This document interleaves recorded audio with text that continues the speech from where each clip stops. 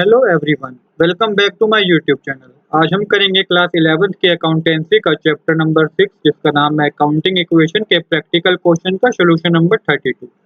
Solution number 31 तक मैं already करा चुका हूँ। सारी वीडियो आपको मेरे चैनल के प्लेलिस्ट में मिल जाएंगी। आप वहाँ पे जाके सारी वो वीडियो को प्रॉपर ऑर्डर में देख सकते हैं। चलिए अब बिना देरी के शुरू करते हैं अपना क्वेश्चन नंबर 32 जो कि मैंने ऑलरेडी नोट कर रखा है।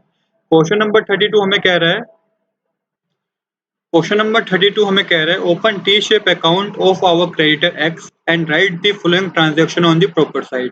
तो क्रेडिटर का अकाउंट बनाना है, टी शेप अकाउंट बनाना है क्रेडिटर का जो कि हमारा एक्स नाम दे रखा है उसका, और कुछ फिक्स ट्रांजैक्शन है जिसे हमें प्रॉपर साइड में दिखाना है। क्या वो डेबिट साइड आएंगे कि क्रेडिट साइड आएंगे?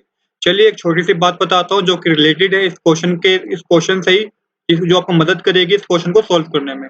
अगर आपकी लायबिलिटी इंक्रीज हो जाती है तो आप उस पर्टिकुलर चीज को क्रेडिट कीजिएगा। अगर आपकी लायबिलिटी डिक्रीज हो जाती है तो उस पर्टिकुलर ट्रांजैक्शन को आप डेबिट कीजिए। बस इतनी सी बात है कि आपको ट्रांजैक्शन पढ़ के लगता है कि आपके बिजनेस की लायबिलिटी कर्ज बढ़ गया है तो आप उस ट्रांजैक्शन को क्रेडिट साइड डालिएगा। अगर आपको ट्रांजैक्शन पढ़ के ये पता चलता है कि जो लायबिलिटी है वो कम हो गई है तो उसे आप किस साइड मेंशन कीजिएगा? 30 तो डेबिट साइड मेंशन कीजिएगा। चलिए अब करते हैं अपने सॉल्यूशन की शुरुआत। तो इस तरीके का फॉर्मेट होता है, टी शेप फॉर्मेट होता है। इस तरह का फॉर्मेट आप बनाएंगे। सबसे पहले जो लेफ्ट साइड होती है वो डेबिट साइड होती है, राइट साइड जो होती है वो क्रेडिट साइड होती है। पहले रो में आप पर्टिकुलर्स लिखेंगे, फिर अमाउंट लिखेंगे, फिर पर्टिकुलर्स लिखेंगे, फिर अमाउंट लिखेंगे। ये जो हम अकाउंट बना रहे हैं ये एक्स अकाउंट जो कि हमारा क्रेडिटर है इसके लिए बना रहे हैं। अब चलिए ट्रांजैक्शन को रीड करते हैं। Purchase good from x on credit. तो बिजनेस ने परचेज किया है, गुड्स परचेज किया है एक्स से, वो भी उधार पे परचेज किया है। तो जिससे क्या हुआ, हमारे पे लायबिलिटी इंक्रीज होगी। जब लायबिलिटी इंक्रीज होगी तो पहले ट्रांजैक्शन आप कहाँ डालेंगे? क्रेडिट साइड, क्योंकि मैंने आपको बताया था जब भी लायबिलिटी इंक्रीज होगी तो अब आप कौन सी साइड का ट्रांजैक्शन डालेंगे? Credit side. तो यहाँ पे लिखिए purchase goods on credit from x, कितने अमाउंट का? 40,000 का। 40,000 आप अमाउंट के कॉलम में लिख दीजिए। अब इसी तरीके से आप नेक्स्ट ट्रांजैक्शन पढ़िए।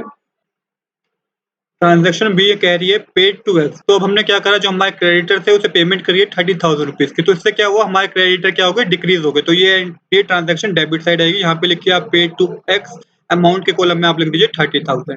सेम इसी तरीके से थर्ड ट्रांजैक्शन है रिटर्न गुड टू एक्स। अब हमने क्या करा कि हमने गुड्स रिटर्न करे हैं एक्स को जो कि हमारे क्रेडिटर थे। रीजन कुछ भी हो सकता है, क्या पता वो एक्सपायरी डेट के हो या खराब हो। तो हमने रिटर्न करे हैं गुड्स एक्स को। इससे भी क्या हुआ कि हमारी लायबिलिटी क्या होगी? कम होगी। कर्ज क्या हो गया? कम हो गया, क्योंकि हमने गुड्स ही वापस कर दिए। तो थर्ड ट्रांजैक्शन भी डेबिट साइड आएगी।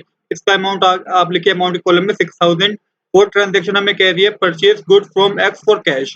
अब देखिए हम ना क्रेडिटर अकाउंट बना रहे हैं। क्रेडिटर अकाउंट मतलब कि जब हमने गुड्स परचेज किए उधार पे तो इसमें कैश की एंट्री आ गई। अब कैश की एंट्री को हमें इग्नोर करना है क्योंकि हम जो अकाउंट बना रहे हैं वो उधार की एंट्री का बना रहे हैं, क्रेडिटर का अकाउंट बना रहे हैं। तो फोर्थ एंट्री को आप टोटली इग्नोर करेंगे। फिफ्थ ट्रांजैक्शन है purchase goods from x on credit. Purchase किया गया गुड्स वो भी एक्स से ऑन क्रेडिट। फिर परचेज हुई है, आपके उधार पे परचेज हुई है, तो इससे फिर क्या हुआ? लायबिलिटी इंक्रीज होगी। जब लायबिलिटी इंक्रीज होगी तो इसको क्रेडिट साइड डालिए और अमाउंट में लिख दीजिए 50,000। सेम इसी तरीके से अब लास्ट ट्रांजैक्शन करेंगे पेड टू एक्स। फिर हमने पेमेंट करी है एक्स को, तो इससे क्या हुआ? लायबिलिटी हमारी डिक्रीज होगी। तो ये ट्रांजैक्शन डेबिट साइड आएगी। लिखिए पेड टू एक्स, अमाउंट के कॉलम में लिखिए 45,000। अब सेम आपको बैलेंसिंग करनी है तो सबसे पहले आप डेबिट साइड की बैलेंसिंग कीजिए जो कि टोटल कीजिए तो आएगा 81,000। सेम इसी तरीके से क्रेडिट साइड का टोटल कीजिए तो आएगा 90,000। अब देखिए आपको बैलेंसिंग करनी है, जिस साइड का कम अमाउंट है उसकी तरफ से आपको बैलेंसिंग करनी होगी। तो यहाँ पे डेबिट साइड का कम अमाउंट है क्रेडिट साइड से, तो 81,000 को 90,000 से माइनस करेंगे तो 9,000 आएगा। तो उसे बैलेंस करके 9,000 लिख दीजिए और फिर बैलेंसिंग कर दीजिए। डेबिट साइड अभी 90,000 आया और क्रेडिट साइड पे क्या हो गया? 90,000 हो गया। तो इस तरीके से हमने बैलेंसिंग कर दिया। हमारा डेबिट साइड और क्रेडिट साइड अमाउंट इक्वल दिखाना होता है हमें, इसलिए हमें बैलेंसिंग करनी होती है।